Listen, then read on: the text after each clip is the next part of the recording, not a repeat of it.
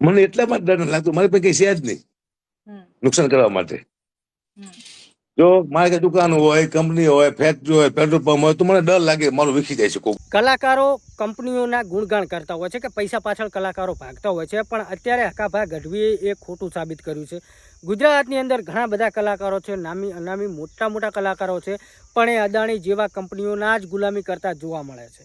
પણ અત્યારે એક એવો કલાકાર ગુજરાતની અંદરથી બહાર આવ્યો છે જે ખેડૂતોના હિત માટે આગળ આવ્યો છે, અને ખેડૂતોને જે ડાયરો કર્યો છે હકાભાઈ ગઢવીએ, એ પણ એક પણ રૂપિયો લીધા વગર ખેડૂતોના સમર્થનમાં ખુલ્લેઆમ આવ્યા છે. રાજકારણ મૂકી, રાજકારણને કે નેતાઓને સપોર્ટ કર્યા વગર ખેડૂતોને સપોર્ટ કરવા માટે એક કલાકાર આવ્યો છે, હાવ જ આવ્યો છે હકાભાઈ ગઢવી.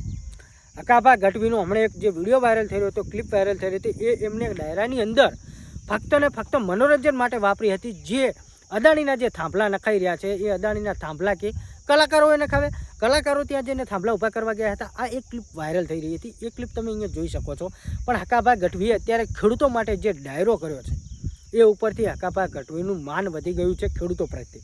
ખેડૂતોનું આટલું બધું જે અત્યારે તમે જોઈ શકો છો કે વીજ કંપનીઓના થાંભલા નખાઈ રહ્યા છે, ખેડૂતોના ઊભા પાકની અંદર ખેડૂતોને વળતર નથી મળતું, ખેડૂત બહુ કેટલો હેરાન થઈ રહ્યો છે, અને પોલીસવાળા જે છે એ લોકો પણ કંપનીવાળાને જ સપોર્ટ કરે છે. તો આટલા બધા વચ્ચે ખેડૂતોનું હમણાં ગાંધીનગરની અંદર એક ખેડૂતની એકતા કરી અને આંદોલન ચલાવતી એક રેલી નીકળી હતી. એ રેલીને પણ પરત કરવામાં આવી હતી અમદાવાદથી, અને લગભગ ગાંધીનગર પહોંચવા આવી હતી, તો ગાંધીનગર પહોંચવા નથી દેવામાં આવી. તો આટલું બધું ખેડૂત સહન કર્યા બાદ અત્યારે ખેડૂતના સપોર્ટમાં એક જ કલાકાર આવ્યો છે. કોણ? હકાભાઈ ગઢવી. હકાભાઈ ગઢવીએ તો ખુલ્લેઆમ કહી દીધું છે કે હું રાજકારણની અંદર તો નથી જ જવાનું.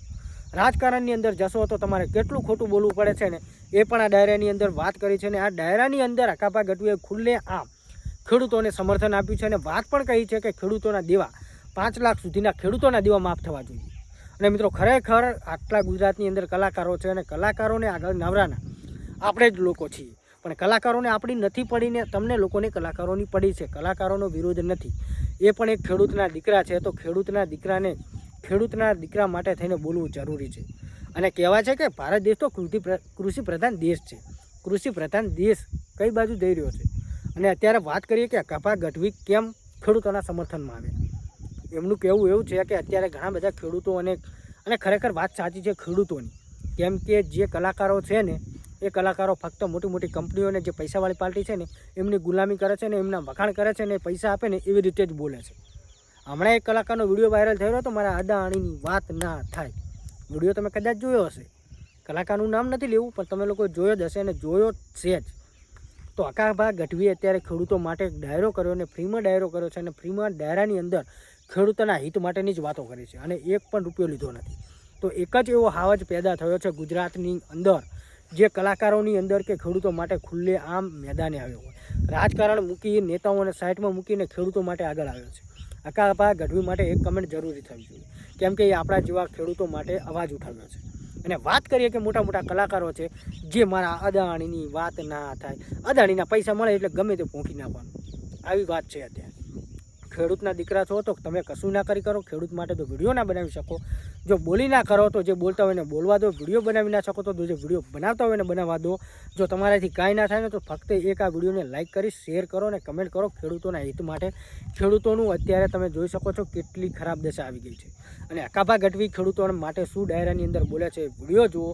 વિડીયો જોયા બાદ ખરેખર તમને લોકોને શું લાગે છે કે હકાભાઈ ગઢવીને સપોર્ટ કરવા જોગો છે, કેમ કે ખેડૂતોના હિત માટે એક જ હાવ જ મેદાનમાં આવ્યો છે. બાકી તો ઘણા બધા મોટી મોટી ફોજદારી કરે છે, મર્દાનગીની વાતો કરે છે, એ લોકો પણ નથી આવ્યા. એટલે વાતને સમજી જાઓ દો કે તમારે હવે કોને સપોર્ટ કરવો ને કોને નથી કરવું. બાકી ખેડૂતોના હિત માટે હવે તમારે આગળ આવવાની જરૂર છે, અને ખેડૂતોને ખુદ આગળ આવવાની જરૂર છે.